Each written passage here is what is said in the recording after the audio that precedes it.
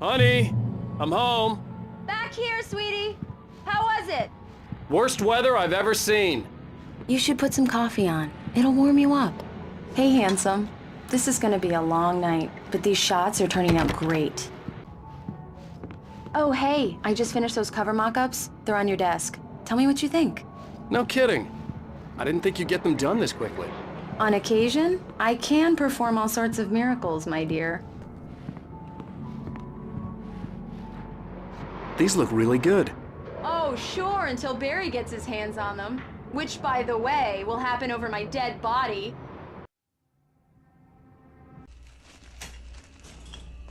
What? Now you can't even talk to me? Well, this morning I was angry because you said you'd be home at midnight and you showed up at 7 a.m. and passed out in mid-sentence. Now I'm over it. Are you angry? This goddamn tour. It's gotten out of hand. Oh, honey. It's almost over, right? We can get back to normal. Then you can start writing again. I'm sorry, honey. Alan, you're not thinking straight. Just take a shower and go back to bed, huh? Yeah, you're right, honey. I'm sorry. Once this is over, let's go away together. A vacation. Just you and me. Some peace and quiet. It's gonna be a clear night, so you folks in the big city might want to look up every once in a while, see those stars winking down at you. It gets pretty dark out here, but they'll light your way.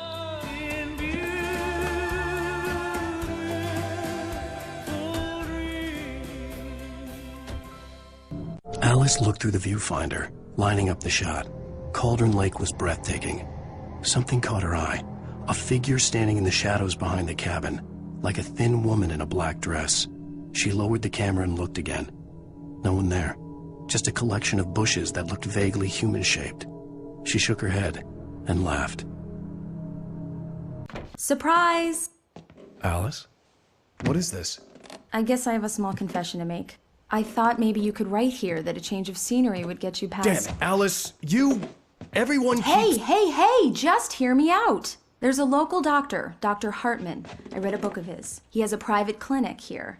He specializes in helping artists. Maybe So now you want to get me committed? No, it's not like that. That's not... Alan?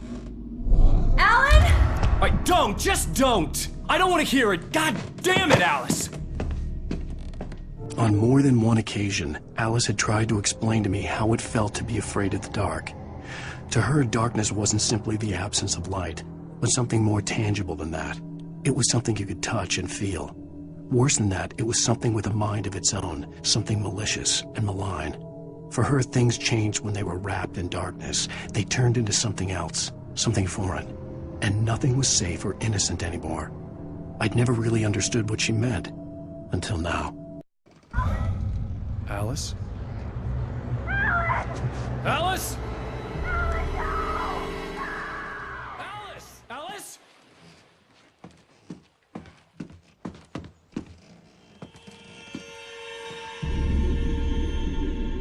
Oh no!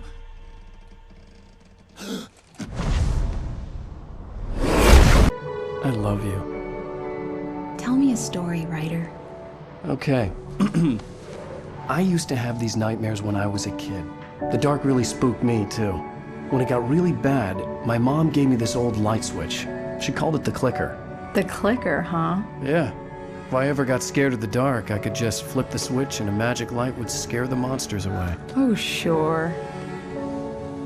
Here it is. Alan. Maybe it'll help you, too. Yeah, nice story, writer boy. You made that up right now, didn't you? No. Seriously. I love you, even if you are a liar. Thanks for this.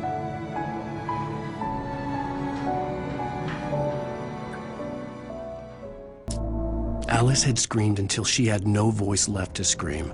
Around her, the darkness was alive. It was cold and wet and malevolent and without end. She was a prisoner, trapped in the dark place. The terror would have burned her mind out, but one thing made her hang on. She could sense Alan in the dark. She could hear him. She could see the words he was writing as flickering shadows. He sensed her too. He was trying to work his way to her.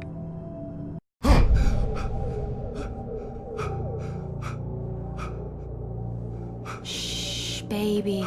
You were having a bad dream. It was just another nightmare.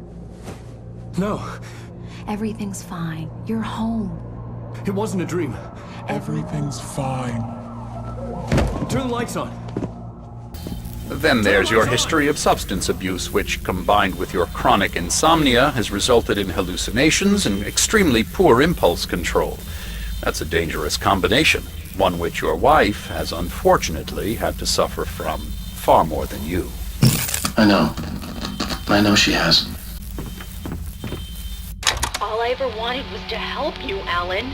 I ate all the shit you handed out and tried to understand your pathetic, wealthy white male drama, until my life consisted of managing your never-ending crisis. I hate you for your childish temper and the arrogance and self-indulgent pride that undermine all efforts to drag you out of the hole you insisted on digging for yourself. I hate you for leaving me in the dark with that insane monster bitch!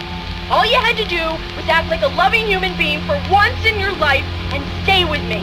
If your dramatic exit hadn't been more important than making sure I was all right, she would never have taken me. I don't know where you went, but that's okay. I don't want to know. I don't think I'll ever be all right. The only thing that keeps me from killing myself is the hope that I'll never see you again. Ouch. What I heard in there wasn't the truth. It was just another toxic mirage. It cut deep, but that made me all the more determined to force myself to snap out of it. I didn't want to be that guy anymore. A lot of the stuff I've seen here is personal and ugly as hell. I'll admit it hurts, but it's not fooling me. I know it's fake. Good. You are aware. The part of you bent on self-destruction is not. But you must be careful. Just because you know the lies for what they are, that doesn't make the danger any less real. I'll make it. I don't have any choice. Here. I cannot come any further, but this will help you on your way. Thanks, I guess. Hey, let me tell you something, Alan. I know how your mind works. You screw up, then you start analyzing it, and before you know it, you start writing all these horror stories in your head. Don't you? Come on, I don't do that. Yes, you do! I know how it goes. You're a complete failure. I hate you and I'll never forgive you for whatever it was that you did. Am I wrong? Oh, man. See? I know you. But Alan, it's all in your head. It is. I love you, and I'm not going anywhere.